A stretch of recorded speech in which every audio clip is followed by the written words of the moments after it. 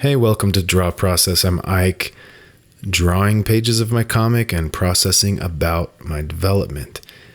Weekly videos, still able to stick to that. It's been almost 3 years of that with this story, and I definitely have reflected on that a bit today, looking at some of the older pages, going all the way through, and reflecting on this page and choices made here.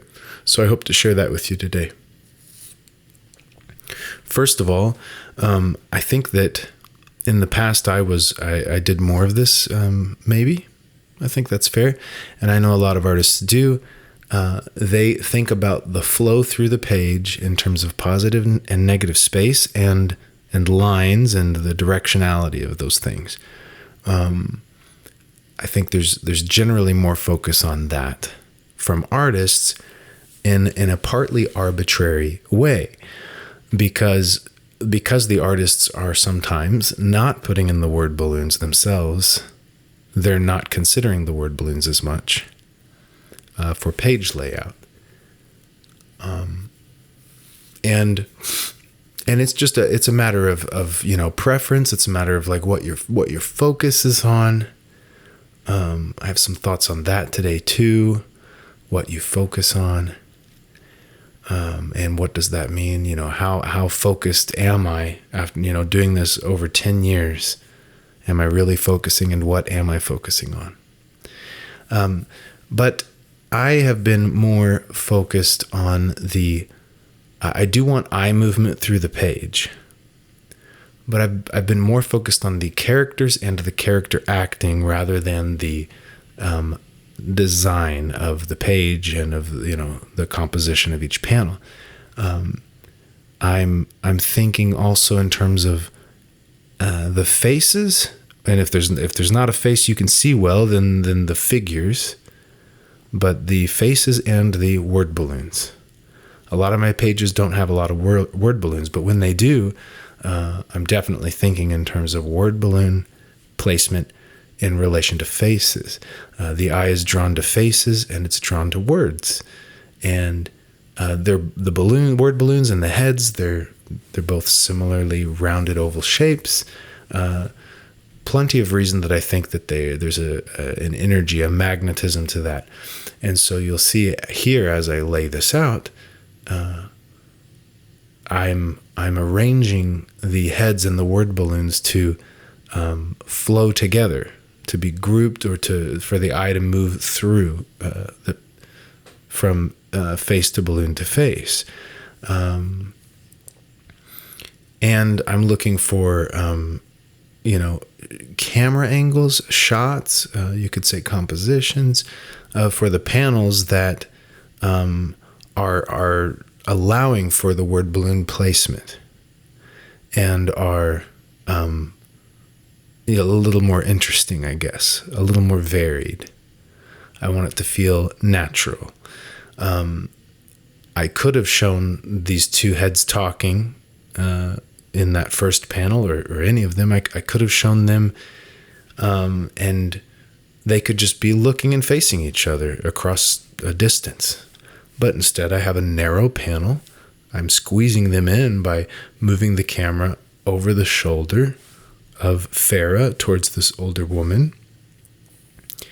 And I've got Farah cropped off of the page on the left. I'm cutting off quite a bit of her to the left so that you get the word balloons to fit down in between her outline on the left and this woman's outline on the right. I've got, the height difference. That's to allow for the word balloons. It's all intentional there. This panel here, now it's the reverse over the shoulder shot.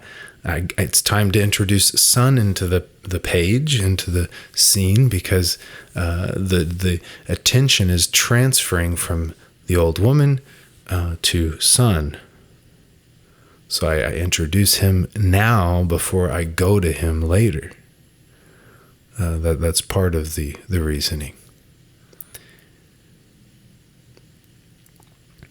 And so if a page flows well, in terms of, the face and word balloon placements, then that helps. Again, on the, choosing interesting shots, in the past, I might have, done a shot of this old woman and not did an over the shoulder shot, just showed her standing there. Maybe she would be looking dead on at the camera.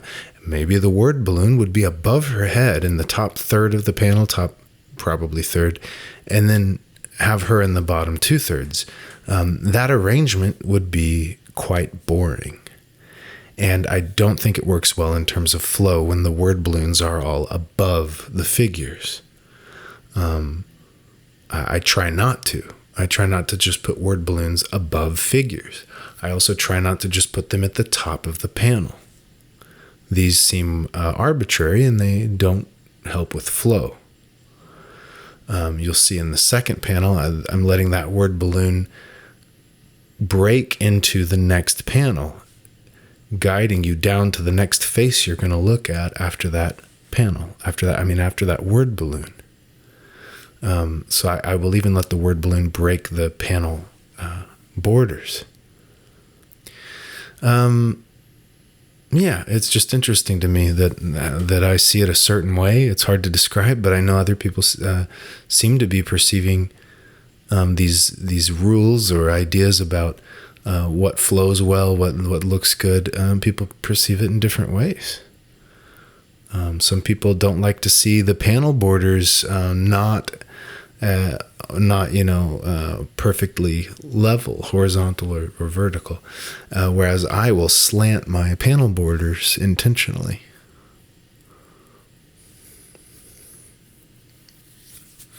I try to really pick unique camera angles, and that's something that's got a strong film influence. So I know I've moved more towards character design or character acting. There's a bigger focus on that, and it's definitely bringing out different skills, different qualities, practicing different things. There's more anatomy details, there's more expression, there's more form to the bodies, so that I can capture more acting in it.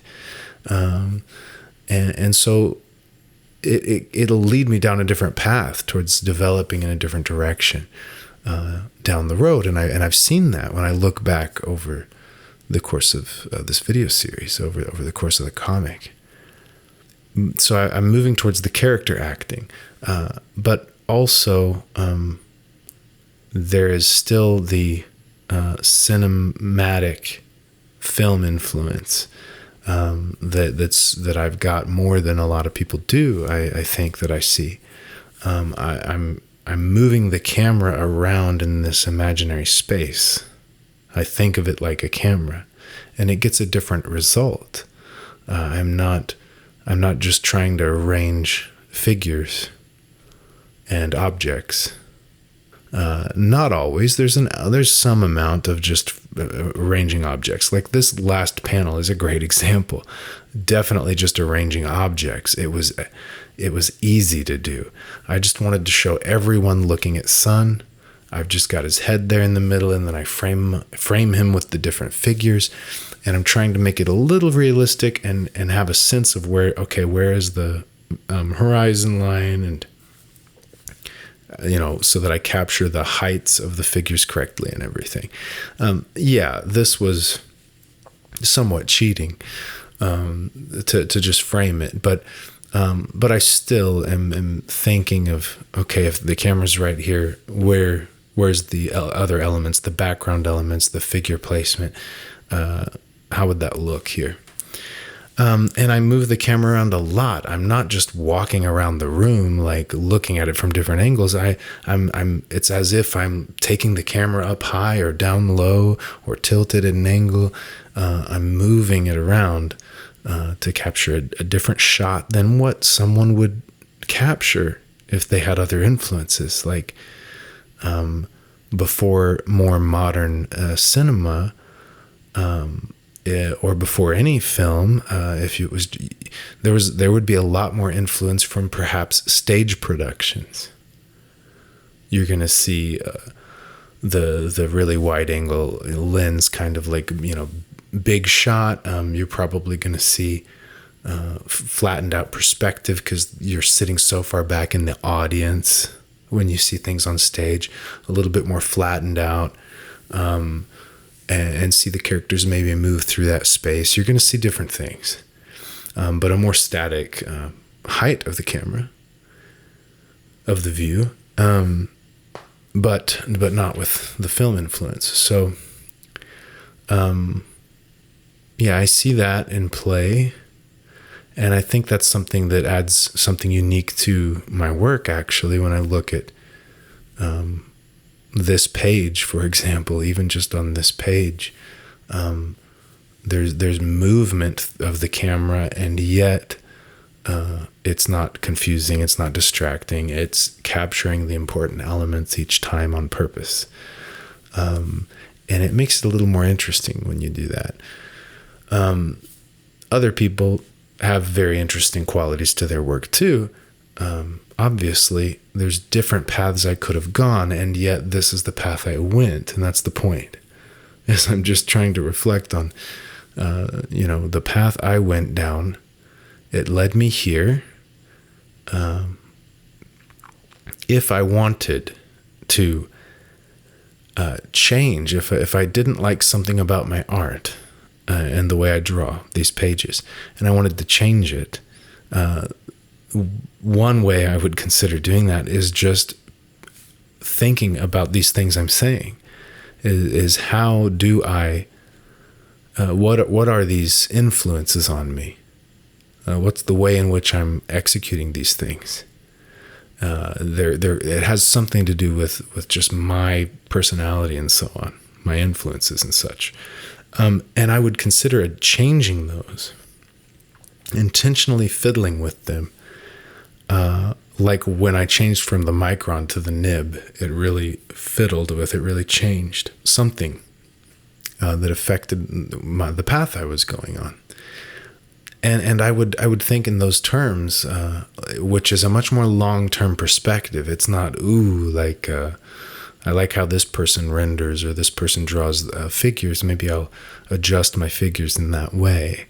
It's nothing like that. It's much more long-term perspective, global.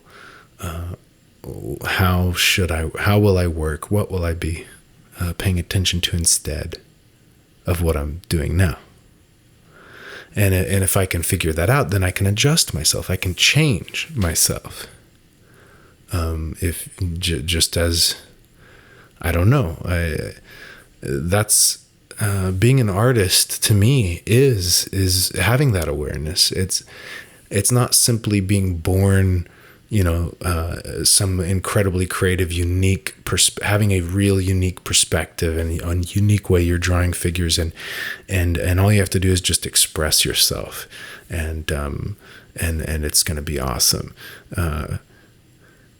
It's not like that for me. It's more like being an artist is the awareness of what you're doing, that you have influences, that you have a process, that it's affecting you, it's affecting the result. How can you adjust yourself? How can you adjust your process to adjust yourself, to adjust your perspective, to be able to bring something different out of you? That's like being able to play the instrument in new ways. And the instrument is partly just my brain. How can I play my brain to get a different result?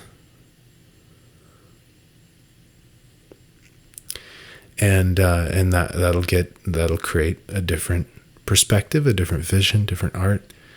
And that awareness, to pay attention to that in yourself, to grow in that awareness, to experiment with it, that's being an artist.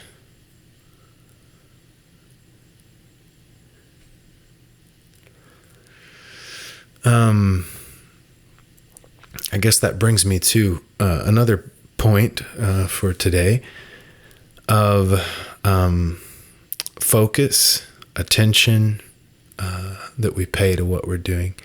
I'm getting to a place where I don't want to do anything unless I do it with full attention, and with love in a way. We could just call it love. This attention that is accepting, that is curious and interested in enjoying what is and what's there and what's happening, and not trying to control it or force it into something else. And I'm really moving that direction. It seems to be more about what's important in life, and that's, I don't want to waste time doing other things that are less enlightened, let's say. And that means that if I am to draw comics, which I am, that's something I do. It's something I'm disciplined to.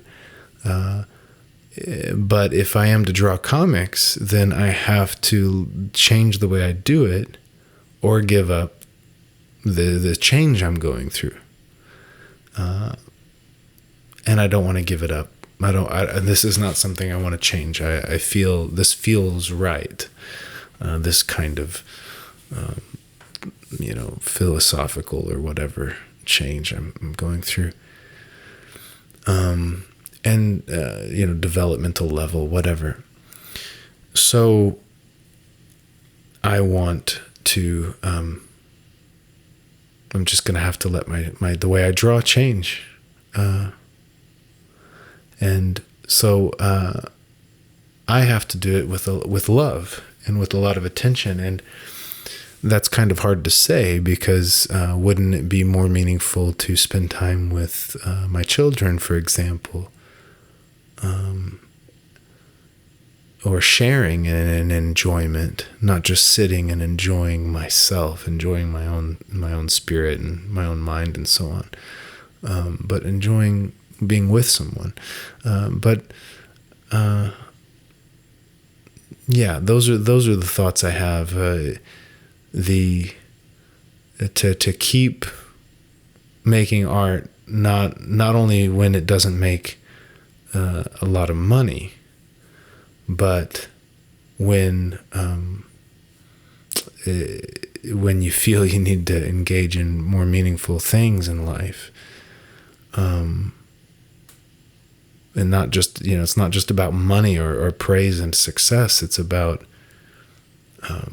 meaning and purpose. Then it takes a lot of, I don't know, a lot of guts, a lot of faith, I don't know, hope. But I intend to do it. So to have the audacity to do it with joy and love for something silly. That's the biggest challenge, I think. And to do it with love, not bitterness, not just like, not bitterness or boredom or depression or whatever, but really joy and playfulness. And so,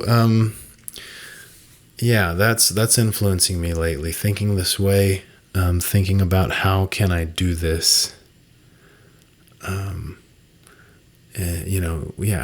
will my art change? But I know that it's quite a different question than looking at your art objectively, looking at the lines on the page and thinking, what could I do next? How could I develop next? Should I learn this or that? Or, maybe I'll try this or that. It's not looking at it in that objective sense. It's, if I were to start paying attention in this new way right now, not on some dream, not just imagining a future way of drawing, but if even on this page right now, how would I, why am I not doing it right now? Why would I wait thinking maybe I'll find the way to do it on the next book? That seems foolish. I just have to start right now, enjoying it, relaxing and letting the characters act, and let the lines be looser and more free, and I'm trying to do that. Maybe even letting the story be more alive for me. If I'm less focused on my drawing and more on the story and the characters standing here and what they're feeling. In a sense, these are all, little characters in my dream. I could be having a very rich dream. All of these characters could just have so much emotion and experience. And I get to have that experience through them. I get to live it, dream it as I draw. Especially when the drawing is faster. If I can complete, a drawing with like this panel, if I can do that in 5 minutes, then that's getting closer to real time. I can really be there with the characters for that moment. That would be rich. That would be really engaged in something. And yeah, it's not with other people. It's just with my own imagination. But that's okay to me. And so this is the end result of sitting down and just drawing the page. I did have that in mind. Just be loose with it. Like, this some of the faces, I was like, I don't know if that's quite how I want to do it. And I was like, no, it doesn't matter. That's okay. That's how you felt like doing it. That's how you wanted to express yourself. I even thought, is that how this old man looks? Whoever he is? I'm like, yeah, that's how I felt he should look. In that moment when I drew it, that's who I felt he was. I don't get to change that. I shouldn't get to change who he is. Too much editing of my dream I'm having, and it loses all vitality. It's not rich. It's not real. Same with if you're too focused on correcting your drawing, then you're going to lose the emotion.